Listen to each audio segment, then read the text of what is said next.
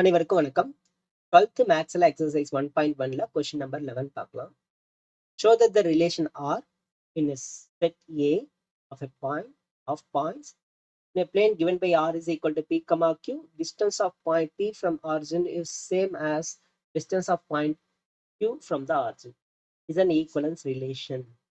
So equivalence relation கொடுத்துட்டு இருக்காங்க. ரொம்ப easy. Further, show that the set of all points related to point P 0,0 இல்லாத எந்த பாயிண்டா வேணா இருக்கலாம். Is circle passing through the point P with the origin as center. So 0,0ன்னு இல்லாம வேற எந்த பாயிண்ட் எடுத்தாலும் அது அந்த எல்லா பாயிண்ட்டையும் ஜாயின் பண்ணோம் அப்படின்னா நமக்கு ஒரு சர்க்கிளா கிடைக்கும். எப்போ ஆர்ஜின் சென்டரா வச்சு ஒரு சர்க்கிள் ஃபார்ம் ஆகும் அப்படின்னு சொல்லியிருக்காங்க. இது வந்து டெஃபினேஷன், அதை அப்படியே கேட்டிருக்காங்க. அது அப்புறம் பார்க்கலாம். ஃபர்ஸ்ட் வந்து அந்த ரிலேஷன் எடுத்து எழுதிக்கிறேன். R is equal to P, a distance of point P from origin equal to distance of point Q from origin.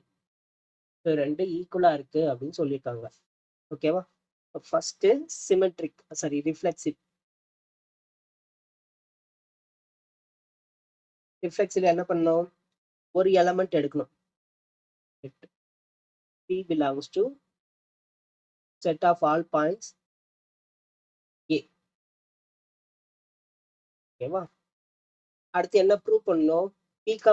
P belongs to Rன்னு எடுத்தோம்னா அது வந்து ரிஃப்ளெக்சிவ்னு சொல்லலாம். ஓகேவா? ஸோ P அண்ட் P இது ரெண்டுமே டிஸ்டன்ஸ் வந்து சேமா இருக்குமா?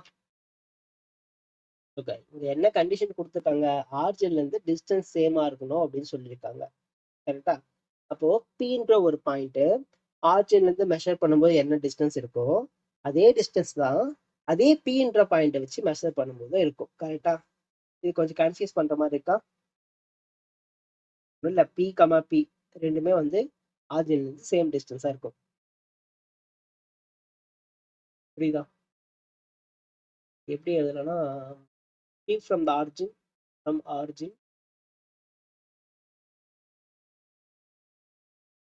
distance, the distance of point P ன்னு எழுதிக்கலாமா? Okay, the distance of point P from origin is always equal to, again, distance of point P from origin. இதுங்களா? என்ன முறை எழுதட்டுமா? Distance of point P from origin always equal. எப்பவுமே ஈக்குவலா தான் இருக்க போகுது. Equal distance of P from origin. அப்படி இருக்கும்போது நம்ம P belongs to R ன்னு சொல்லலாம். Therefore R is reflexive. Right? அடுத்து symmetric.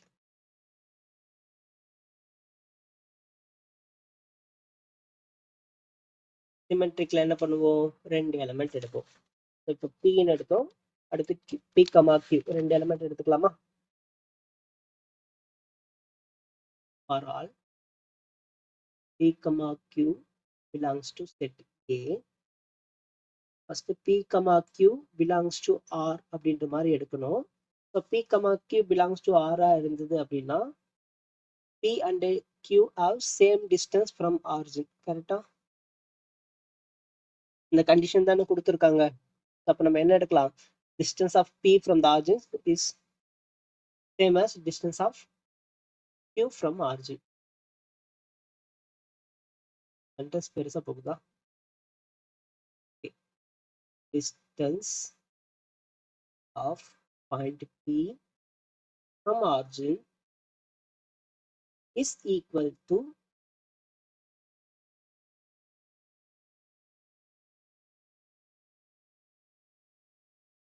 distance of point Q from origin. இப்படி இருக்கும்போது இதே distance of Q from origin is equal to distance of P from origin. இப்படி மாத்தி எதுனாலும் distance equal இருக்குமா? இருக்கும். Therefore Q, P belongs to R ன்னு எடுத்துக்கலாமா? எடுத்துக்கலாம். ஏன்னா அந்த condition satisfy ஆகுது. Therefore R is symmetric.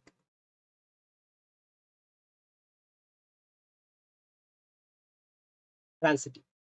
இதேதான் நான் எழுதல, அப்படியே எக்ஸ்பிளைன் மட்டும் பண்றேன், பார்த்துக்குங்க. ஃபர்ஸ்ட் ஒரு 3 எலமெண்ட் எடுப்போம். Pன்னு எடுத்திருக்கோம், அதனால P, Q, R belongs to capital A. So P, Q belongs to R and Q, R belongs to R. So R confuse ஆகுது, அது வேற இங்க S எடுத்துக்கலாமா? எஸ். ஓகே, இப்போ நம்ம என்ன ப்ரூவ் பண்ணோம்? P, S belongs to R ன்னு ப்ரூவ் பண்ணா போதும். ஓகேவா? இப்போ Pயும் Qவும் சேம் டிஸ்டன்ஸ் இருக்கும். நீங்க நோட்ல இருந்து இந்த மாதிரி எழுதிடாதீங்க, மேல சென்டென்ஸ் மாதிரி எழுதுங்க. அடுத்து Qவும் Sவும் சேம் டிஸ்டன்ஸா இருக்கும். ஸோ Pல இருந்து Qவோட டிஸ்டன்ஸ் வந்து ஃபார் எக்ஸாம்பிள் 10 சென்டிமீட்டரா இருந்ததுன்னா Qல இருந்து Sஓட டிஸ்டன்ஸ் ஃபார் எக்ஸாம்பிள் சாரி இது PQவோட டிஸ்டன்ஸ் கிடையாது, ஆரிஜின் தான் சொல்லியிருக்காங்க. ஓகே, ஸோ Pல இருந்து சென்டர்ல இருந்து ஆரிஜின்ல இருந்து Pயோட டிஸ்டன்ஸ் 10 சென்டிமீட்டரா இருந்ததுன்னா ஆரிஜின்ல இருந்து Qவோட டிஸ்டன்ஸும் 10 சென்டிமீட்டர் இருக்குன்னு ஃபர்ஸ்ட் கண்டிஷன் சொல்லியிருக்கோம். ஓகேவா? அடுத்த கண்டிஷன் என்ன சொல்லியிருக்கோம்? Qல இருந்து ஆரிஜின்ல இருந்து Qவோட டிஸ்டன்ஸ் 10 சென்டிமீட்டர் இருந்ததுன்னா ஆரிஜின்ல இருந்து Sஓட டிஸ்டன்ஸ் வந்து 10 சென்டிமீட்டர் இருக்குன்னு செகண்ட் கண்டிஷன்ல சொல்லியிருக்கோம். இப்போ ஆரிஜின்ல இருந்து Pயோட டிஸ்டன்ஸ் 10 சென்டிமீட்டர், ஆரிஜின்ல இருந்து Sஓட டிஸ்டன்ஸும் 10 centimetre. Therefore P, S belongs to R. Therefore R is transitive. புரியுதுங்களா?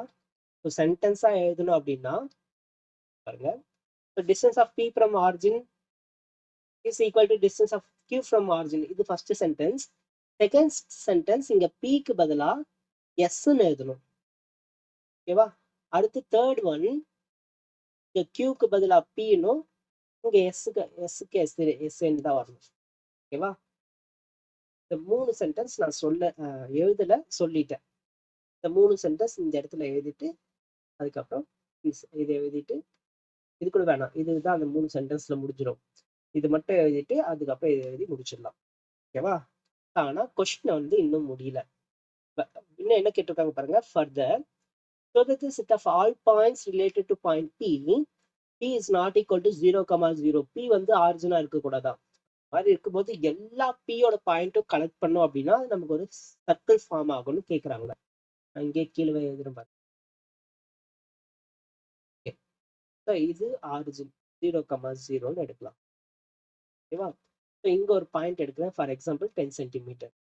அடுத்து இங்க ஒரு பாயிண்ட் எடுக்கிறேன், ஃபார் இதுவும் 10 சென்டிமீட்டர். அடுத்து இங்க ஒரு பாயிண்ட் எடுக்கிறேன், அதுவும் ஒரு 10 சென்டிமீட்டர். அடுத்து இங்க ஒரு பாயிண்ட் எடுக்கிறேன், அதுவும் 10 சென்டிமீட்டர்.